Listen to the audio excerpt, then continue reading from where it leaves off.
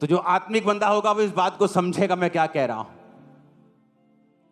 परमेश्वर आपको दर्शन, विजन्स, आपको प्रोफेटिकली आपसे बात करता है, चाहे आप विश्वासी क्यों ना हो। अगर आप अपने टीवी को बंद कर दें, अपने टीवी से डिस्कनेक्ट हो जाएं, अपने शरीर को थोड़ा काबू में रखें, प्रार्थना करें सोने से पहले, वो आपकी जिंदगी के विषय में आपसे बात करेगा। आप देखना, जो आपकी कॉलिंग है उसके विषय में आपसे बात करेगा।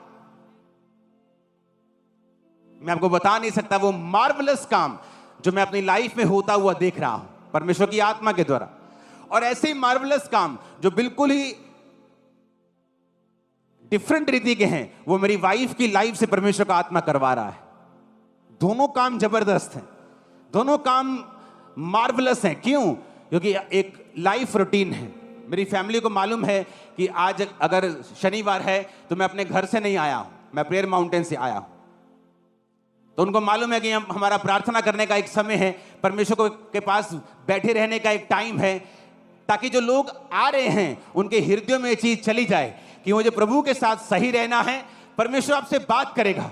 आज से आपकी स्पिरिचुअल आईज ओपन हो रही हैं, कान ओपन हो रहे हैं, आपको विजन्स आएंगे, आपको दर्शन आएंगे और सपन आएंगे।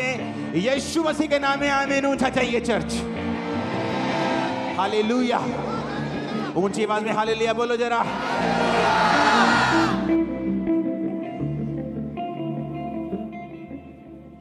आप प्रेयर नहीं करेंगी, आप चिंता में रहेंगे। आप प्रेयर नहीं करेंगी, आपको यही चिंता रहेगी, ओ मेरा हस्बैंड, हो मेरा बच्चा। आप वही प्रेयर में बैठ जाएंगी, आपकी चिंता परमेश्वर उठा लेगा। और चिंता करने से वचन कहता है एक भी बाल तुम उजला या काला नहीं कर सकते। और परमेश्वर तुम्हें सिखाएगा कि तुम्हें सारा भार मुझ पर रखना है और प्रार्थना में रहना है। और वो तुम्हें सिखाएगा कि तुम चिंता करके देख लो, हस्बैंड के साथ लड़के देख लो, वाइफ के साथ लड़के देख लो, तुम सब कुछ करके देख लो, कुछ भी बदलेगा नहीं जब तक तुम उसे आत्मिक रूप से बदलने की कोशिश नहीं करोगे। पहला शमूएल 17 उसकी 31 से 51। दाऊद की बातों की जब चर्चा हुई तो शाऊल को सुनाई गई और उसे बुलवा भेजा। तब दाऊद ने शाऊल से कहा, किसी मनुष्य का मन गोलियत के कारण कच्चा ना हो, तेरा दास जाकर उस फलिश्ती से लड़ेगा। शाऊल ने कहा, तू जाकर उस फलिश्ती के विरुद्ध युद्ध नहीं कर सकता, क्योंकि तू लड़का है और वो लड़कपन से ही योद्धा है।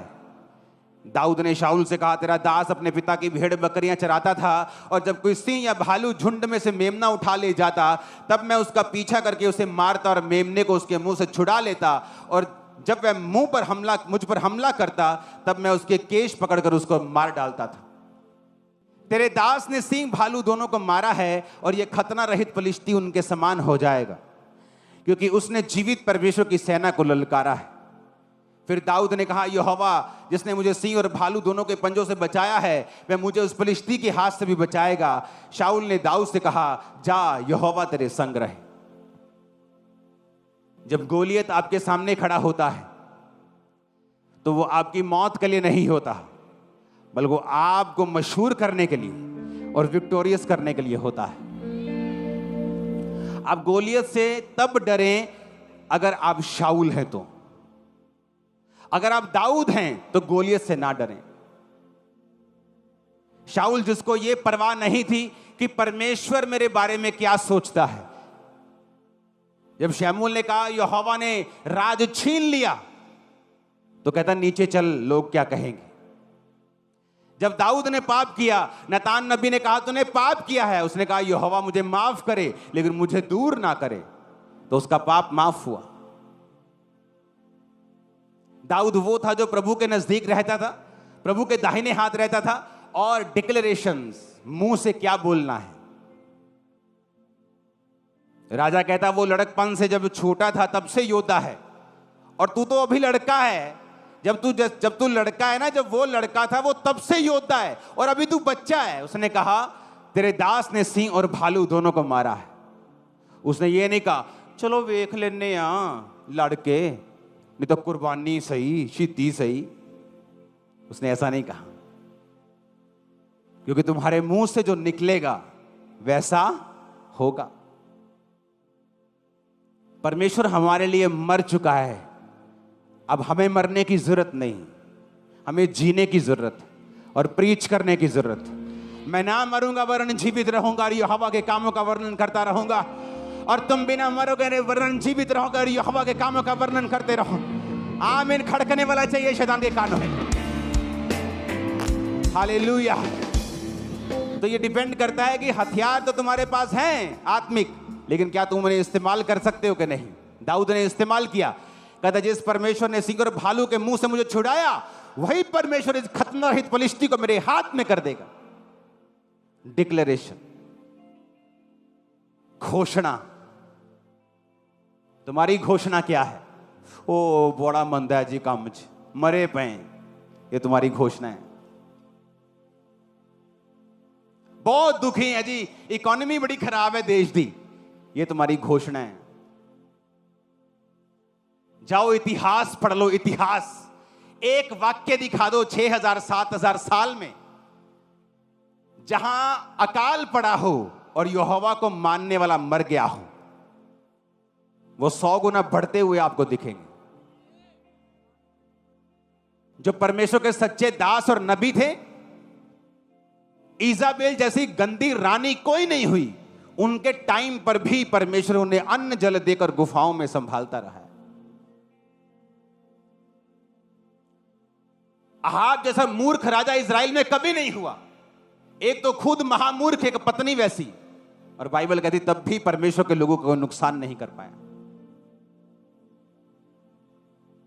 तुम्हारी घोषणा क्या है? क्या तुम गोलियत के साइज को देखकर फिर घोषणा कर रहे हो, नहीं नहीं जी इन्होंने तो लड़ नहीं सकते असी? शेम आनी, शर्म आनी चाहिए तुम लोगों को। हम यहोवा के लोग हैं। कहता यहोवा की ओर देखने वाली नजरें कभी काली शर्मिंदा नहीं होती। वो दूतों को भेज देगा। बाइबल कहती फिरौन जब आ रहा था तो वचन कहता है कि परमेश्वर ने बादल के बीच से होकर घड़क कर उनको डरा दिया।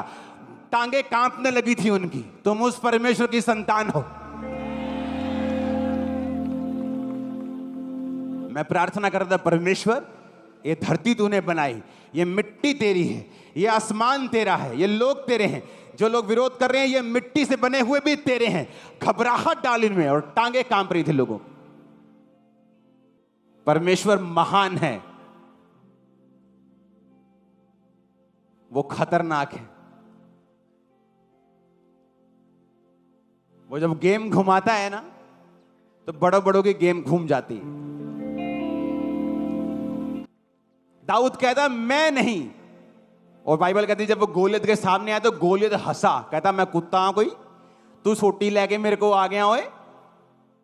इतना बड़ा लंबा चौड़ा 50 किलो की उसकी ढाल थी जो बंदा लेके साथ चलता था। कल्ली ढाल ही फटता सी। और जब उसने दाऊद देखा छोटा सा, मुंह लाल, उसने कहा क्या मैं कुत्ता हूं बच्चे, लाठी लेके आ गया मुझे मारने? उसने कहा तू तलवार लेके मेरे सामने आता है, लेकिन मैं तलवारों से नहीं यहोवा के नाम में तेरे सामने आता हूं, और तेरी तलवार से तेरा ही सिर काट के। आमीन। ऊंचा चाहिए चर्च। लेकिन आज हमारा युद्ध मांस और लहू से नहीं है, शैतान से है। तो शैतान की बातों को उसी के गले पर चलाकर उसको शर्मिंदा करने का समय आ चुका है। आमीन। परमेश्वर आपको विक्ट्री देने के लिए तैयार है कि आप घोषणा करने के लिए तैयार। जब कैंसर रूपी गोलियत आपके सामने खड़ा होता है तब क्या बोलते हो आप? जब गरीबी रूपी गोलियत आपके सामने खड़ा होता है, तलाक रूपी गोलियत आपके सामने खड़ा होता है, स्ट्रेस रूपी, डिप्रेशन रूपी गोलियत आपके सामने खड़ा होता है, जब आपको मालूम होता है कि संसार में, दुनिया में, मेडिकल साइंस में इसका कोई इलाज नहीं है, जब ऐसी बीमारी आपके सामने खड़ी होती, आपके मुंह से क्या निकलता है यह मायने रखता है। चर्च ऊंची आवाज में हालेलुया बोलो। अपने पड़ोसी को बोलो घोषणा कर। फिर से बोलो ऊंची आवाज में, फिर से बोलो ऊंची आवाज में।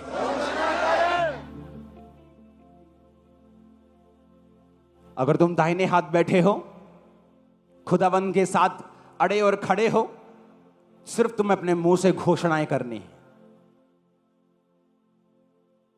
परमेश्वर डरा देगा, मैं बता रहा हूं शैतान को। बीमारी को गिरा देगा, तुम्हारी घुटनों पे ला देगा उसको।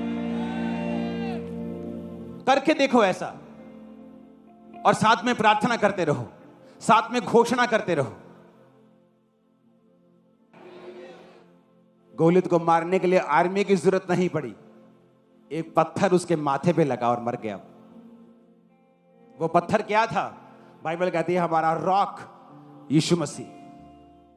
वचन आपका सबसे बड़ा डिफेंस है, सबसे बड़ा। अगर विपरीत परिस्थितियों में कौन लोग घबराते हैं? जिनके पास वचन नहीं होता। हवाइयां उड़ी होती उनके चेहरों की, क्योंकि उनका डिफेंस वचन नहीं। ना वो वचन पढ़ते, ना वो प्रार्थना करते। वो चलते हैं बहाव के हिसाब से। इधर बहाव अच्छा है तो इधर हवा बल्ले बल्ले, बहाव कम हो गया, हे मर गए, डर गए।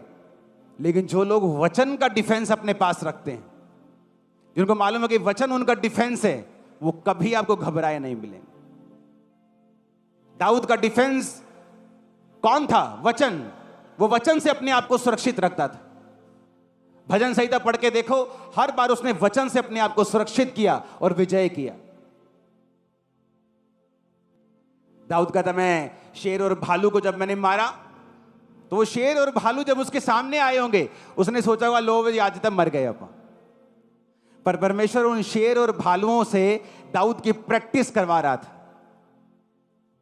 कई बार आपका विरोध होता है आपकी फैमिली में, आपके मोहल्लों में, वो आपकी प्रैक्टिस हो रही है।